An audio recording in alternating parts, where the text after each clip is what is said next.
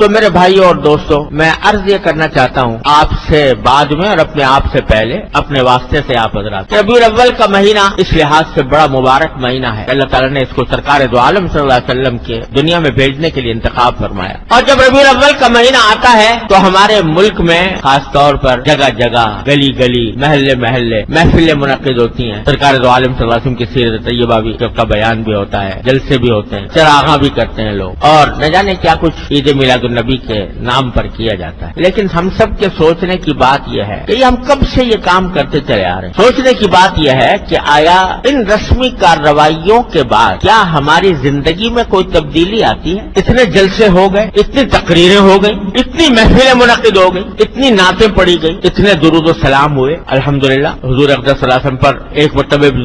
درود شریف کوئی بھیج دے تو اللہ تعالیٰ اس کے اوپر 10 رحمتیں نازل فرماتے ہیں۔ اللہ تبارک و تعالیٰ ہم سب کو توفیق عطا فرمائے۔ لیکن سوال یہ ہے کہ یہ سب کچھ ہونے کے بعد کیا ہماری زندگی میں کوئی تبدیلی آتی ہے؟ کیا ایسا ہوتا ہے کہ ان کارروائیوں سے پہلے ہم کسی سنت سے محروم تھے اور اب ان کارروائیوں کے بعد کسی سنت پر عمل کرنے کی توفیق ہو گئی؟ اگر اس سوال کا جواب ہم اپنے گریبانوں میں منہ ڈال کر دیکھیں تو بظاہر اکثر و بیشتر اس کا جواب نفی ہی میں ملے گا۔ جس ڈھب پر زندگی پہلے چل رہی تھی اب بھی چلتی ہے، پہیا جس طرح گھوم رہا تھا اب بھی گھوم رہا ہے۔ پہلے اگر سرکار دو عالم صلی اللہ علیہ وسلم کی سنتوں کی اتباع کی فکر نہیں تھی اب بھی نہیں، تو بتائیے کہ آیا اس بات سے سرکار دو عالم صلی اللہ علیہ وسلم خوش ہوں گے کہ میری امت کے لوگوں نے میری تعریفیں تو بہت کر لی، لیکن کیا میں جس کام کے لیے آیا تھا اور جو پیغام میں لے کر آیا تھا، جو سنتیں میں نے وضع کی تھی، ان کے اوپر عمل میں کیا صورتحال پیدا، اس پر عمل کی طرف دھیان نہیں، تو کیا اس سے خوشی ہوگی سرکار دو عالم صلی اللہ علیہ وسلم؟ کیا آپ دنیا میں اسے تشریف لائے تھے کہ آپ کی تعریف میں قصیدے پڑھے جائیں؟ آپ کو تو پیشکش ہوئی تھی کہ اگر آپ چاہیں تو دنیا کا سارا مال و دولت آپ کے قدموں میں ڈھیر کر دیا جائے، اگر آپ چاہیں سردار بننا چاہیں تو ہم سب متفقہ طور پر آپ کو سردار بنانے کے لیے تیار ہیں، اگر آپ کو حسن و جمال کی خواہش ہے تو دنیا کا منتخب حسن و جمال آپ کی خدمت میں پیش کر دیا جائے، ساری پیشکش کر دی گئی تھی، مگر آپ اپنے اس پیغام سے، اپنی اس تعلیم سے باز آ جائیں۔ سرکار دو عالم صلی اللہ علیہ وسلم جواب میں کیا فرمایا تھا کہ اگر میرے ایک ہاتھ میں آفتاب اور ایک ہاتھ میں مہتاب بھی دے دو گے تو میں اپنے اس دین کی اس تبلیغ سے باز نہیں آ سکتا۔ سرکار دو عالم صلی اللہ علیہ وسلم اگر محلداری بھی کرانی ہوتی تو وہ اس وقت پیغام قبول کر لیتے۔ تو ہم سب کے سوچنے کی بات یہ ہے کہ آیا ان ربیع الاول کے مہینے کے آنے کے بعد ہم سرکار دو عالم صلی اللہ علیہ وسلم کی تعلیمات پر عمل میں کوئی ہمارے ترقی ہوتی ہے؟ بلکہ افسوسناک بات یہ ہے کہ حضور اقدس صلی اللہ علیہ وسلم کی سیرت طیبہ کے نام پر ہم وہ کام کرتے ہیں جو سرکار دو عالم صلی اللہ علیہ وسلم نے جن کی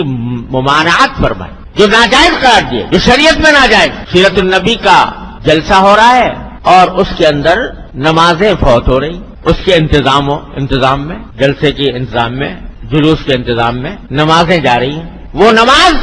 جو بستر مرگ پر بھی معاف نہیں ہے،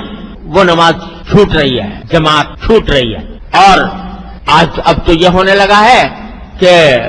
مخلوط مرد و عورت کی ملی جلی نشستیں سیرت النبی کے نام پر، مرد بھی ہیں اور عورتیں بھی بے پردہ بناؤ سنگار کر کے اس محفل میں موجود ہیں، جس کو مٹانے کے لیے سرکار دو عالم صلی اللہ علیہ وسلم تشریف لائے تھے، وہ حضور کے نام پر ہو۔ اور اب تو نعتیں، حضور اقدس صلی اللہ علیہ وسلم کی نعت اتنی زبردست فضیلت کی چیز ہے، سرکار دو عالم صلی اللہ علیہ وسلم کا ذکر مبارک، وہ نعت پڑھی جا رہی ہے اور موسیقی کے ساتھ پڑھی جا رہی ہے۔ جس موسیقی کے آلات کو آپ کو یہ فرمایا آپ نے کہ میں ان کو مٹانے کے لیے آیا ہوں، وہ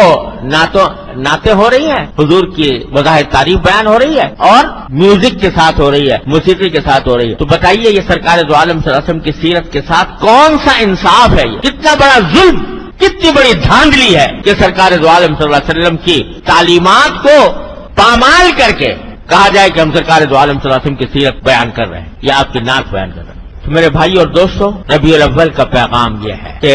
ان رسمی کارروائیوں میں پڑھنے کے بجائے یہ دیکھو اگر واقعی سرکار دو عالم صلی اللہ علیہ وسلم کے ساتھ محبت کا دعویٰ ہے، اگر واقعتاً سرکار دو عالم صلی اللہ علیہ وسلم کے امتی ہو تو کم از کم اس مہینے میں اتنا جائزہ لے لو کہ سرکار دو عالم صلی اللہ علیہ وسلم کی کون سی سنت پر ہم عمل کرتے ہیں اور کون سی پہ عمل نہیں کرتے، جس پر نہیں کرتے اس کے اوپر اب کرنے کی کوشش کرتے۔